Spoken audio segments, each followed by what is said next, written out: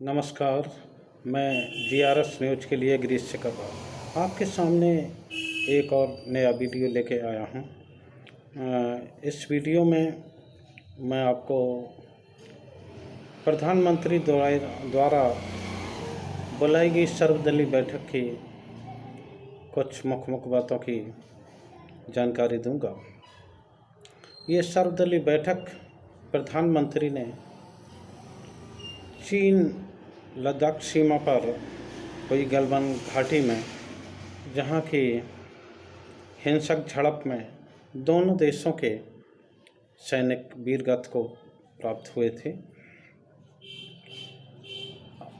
तो इस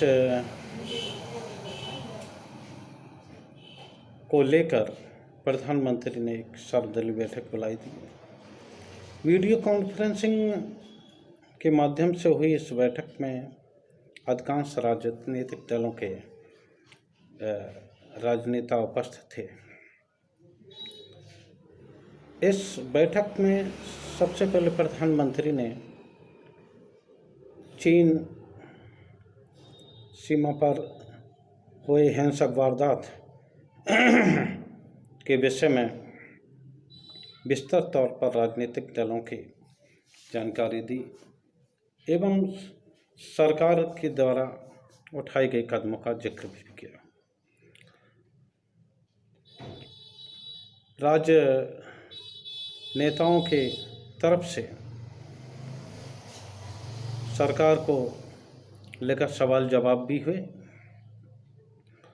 बैठक में उपस्थित विदेश मंत्री, रक्षा मंत्री, गृह मंत्री आदि ने उनकी शंकाओं का भी समाधान किया। इस बैठक में अधिकांश राजनीतिक दलों ने सरकार के कदमों की सराहना की और चीन के मुद्दे पर प्रधानमंत्री के नेतृत्व पर विश्वास जताया और सरकार के हर कदम में सहभागी होने का ऐलान किया। केवल कांग्रेस और कम्युनिस्ट पार्टी ही ऐसी नहीं जिन्होंने कि अगर मगर के साथ मजबूरन में सरकार की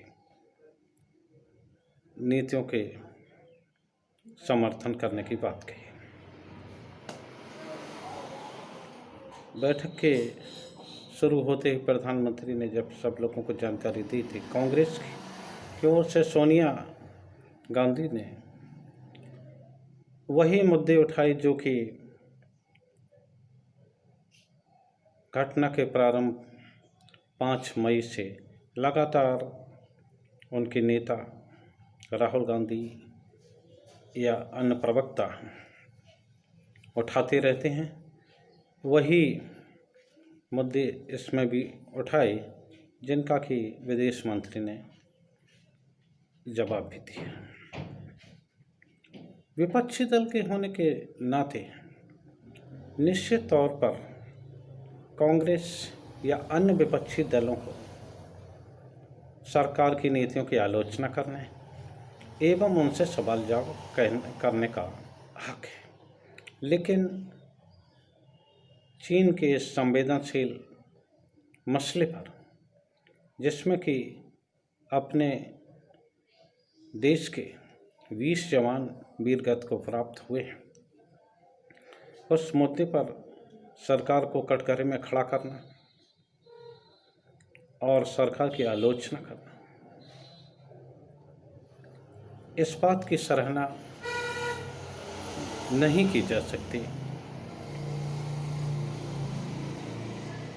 वो कांग्रेस जिनका कि देश की स्वतंत्रता आंदोलन में भी अच्छा योगदान रहा है और जिन्होंने स्वतंत्रता के बाद सबसे ज़्यादा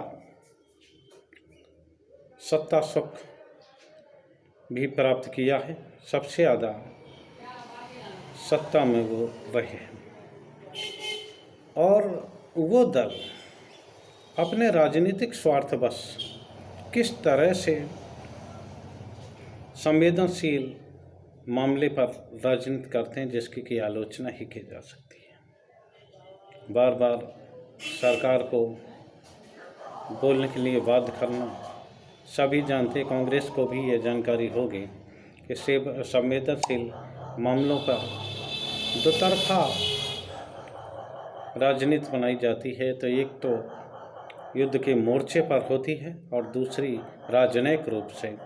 लेकिन कांग्रेस है कि जो इतने ज़्यादा झटकों से निरंतर वो सिकुड़ती जा रही है, जनता की निगाह में उसकी कोई कुछ वो नहीं रहा है, जनता की निगाह में उसकी कोई वैल्यू नहीं है। और निरंतर जितने भी इलेक्शन हुए हैं, अधिकांश इलेक्शन में वो बुरी तरह हारी है और आम चुनाव में भी उनके जो जनप्रतिनिधियों की संख्या निरंतर कम होती जा रही है। निश्चित तौर पर कम्युनिस्ट पार्टी की बात करूं तो उनका तो निश्चित तौर पर उनका रवैया जो है चीन समर्थक रहा है।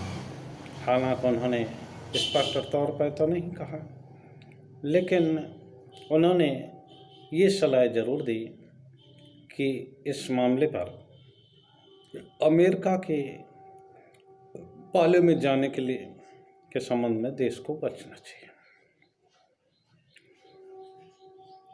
चीन का जो मुद्दा है ऐसा मुद्दा है कि इस समय किसी को भी इस मामले में राजनीति करने की गुंजाइश नहीं है, ना ही किसी को राजनीति करना चाहिए। लेकिन बड़े दुख की बात है कि जब से सन 14 से कांग्रेस सत्ता से बाहर हुई है, उसका हर मुद्दे पर मोदी सरकार से उसका 36 का आंकड़ा रहा है और हर ऐसा कोई मुद्दा नहीं है जिस पे कि उसे कांग्रेस ने घेरने की कोशिश न की। जनहित के मुद्दों पर अगर कांग्रेस या अन्य विपक्षी दल कुछ कार्य करते हैं, लेकिन ये जो मुद्दा है ये देश का मुद्दा है। इस देश के मुद्दे पर किसी को राजनीति करने की गुंजाइश नहीं है, ना ही कि किसी को करना चाहिए। लेकिन कांग्रेस ऐसी पार्टी है जो सत्ता में हटने के बाद हताशा में आ गई है और वो निरंतर तौर पर अब उनको जो सत्ता दल सरकार है, केंद्र में जिनकी सरकार है, तो उनके सामने मुश्किलें खड़ी करती रहती है। कांग्रेस को ये सोचना चाहिए कि वो जनहित के लिए काम करे, जनता के उसके लिए काम करें। लेकिन वो जब भी किसी मुद्दे पे बढ़ते हैं तो उनकी राजनीति पहले आ जाती है। तो मेरी तो यही सलाह रहेगी कि अगर कांग्रेस ने अपने रवैये में बदलाव न किया तो हो सकता है कि आम जनता उन्हें इतिहास के कुछ ऐसे कूड़ेदान में फेंके जहाँ से उसकी वापसी मुश्किल हो जाए।